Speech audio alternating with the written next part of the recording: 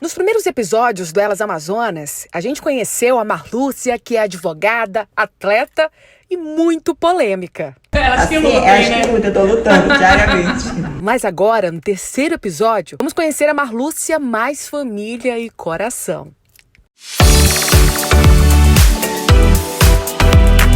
Marlúcia é de Manaus, mas passou a infância toda em Jutaí, no interior do Amazonas. E eu lembro muito bem, quando eu era pequena, que eu ia passar minhas férias com meu pai dentro do seringal. E meu pai me levava para cortar seringa. Eu sei tudo como é que é. Você sabe fazer o processo, gente? Sei, gente, sei. Aí eu chegava, meu pai ele ia defumar a borracha, eu sentava do lado do meu pai ia me dizendo, olha, minha filha, é assim, é assim, é assim. Eu tinha um apelido muito carinhoso, meu pai. Ele me chamava de piroca. Ninguém sabe disso. Por que piroca, gente? Exclusivo! Não sei, gente. É exclusivo aqui. Minha piroca. Meu pai me chamava disso. Agora eu não sei te dizer o porquê. Tu não sabe por quê? Não sei dizer o porquê disso. Não sei. Foi em Jutaí que Marlúcia descobriu o leitinho. A minha avó, mãe do meu pai, ela recebia a aposentadoria dela. Aí ela comprava o leitinho. E ela me dava. Gente, era duas coisas que eu era fissurada. Era o leitinho e sardinha em lata. Meu Deus, como é que comia sardinha? Com farinha, né? Farinha, fazia farofa de farinha, minha avó fazia pra mim e minha avó guardava aquilo pra mim. Minha avó era muito puxa-saco.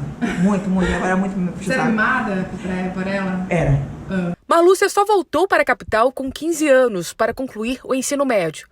Chegou a morar com a tia e uma prima e só depois foi morar sozinha em um apartamento. E eu não tinha tempo, eu era fascinada por limpeza. Eu tinha problema com limpeza. Sério? Juro.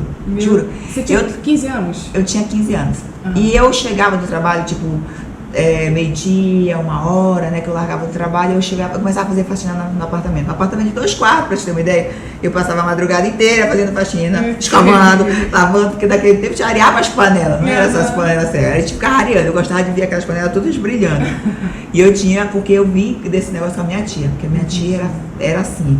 Minha tia era de chegar fazendo assim, ó. Fissurada, assim, com limpeza. Fissurada. Então ela dividia as tarefas, né? A minha prima, ela arrumava a casa. E eu tinha a obrigação de lavar e passar roupa quando eu chegava em casa à tarde. E aí minha prima ia pra aula à tarde e eu ficava em casa. Né? Então assim, você aprendeu a fazer tudo? Tudo. Depois de 5 anos trabalhando em setor pessoal, ela conheceu o ex-marido, com quem teve 2 filhas. Com ele, Marlúcia simplesmente ajudou a construir um dos maiores portos privados da América Latina. Eu era noiva e ele era noivo também. Meu Deus! Foi. E aí... Vocês se apaixonaram assim, noivos? Não, foi assim. Aí teve um ano novo que eu briguei com meu noivo e a gente terminou. E aí passou um tempo, ele adoeceu e eu acabei tendo que cuidar do escritório dele.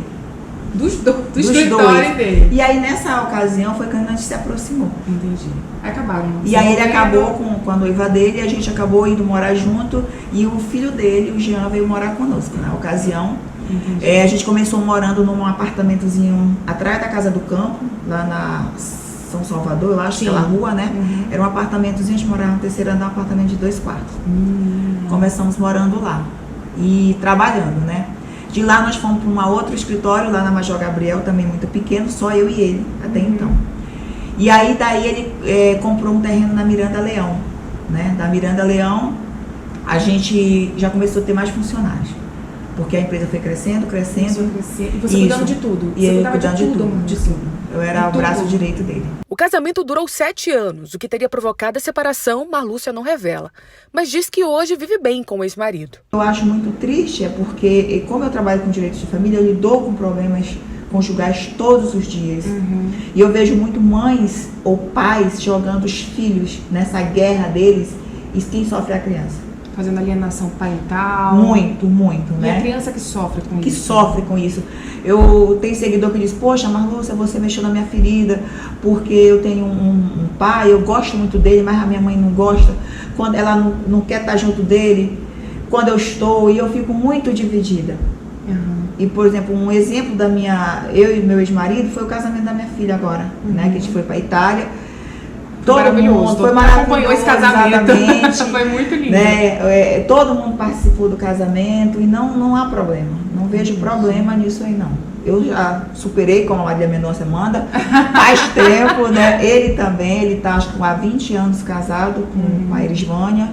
E graças a Deus, é uma pessoa que está do lado dele mesmo, que ajuda ele em tudo. Eles são super cúmplices e eu fico muito feliz por ter alguém para cuidar dele. Mas quem já imaginou que tudo que a Marlúcia tem hoje foi por causa da pensão milionária que teria recebido do ex-marido, se enganou, viu?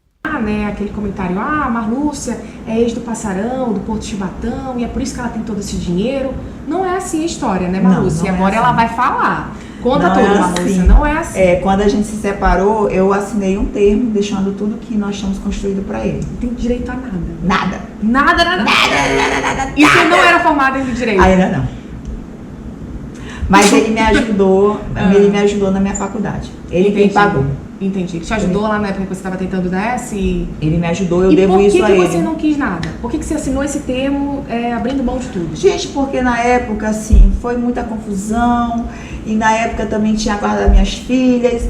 E eu abri mão por conta da guarda das minhas filhas. Porque eu disse que eu abria mão de tudo desde que eu ficasse com a guarda das minhas filhas. Você não tinha, né? Muito não, eu tenho um documento assinado de que eu abro mão de tudo, que as minhas filhas ficam comigo.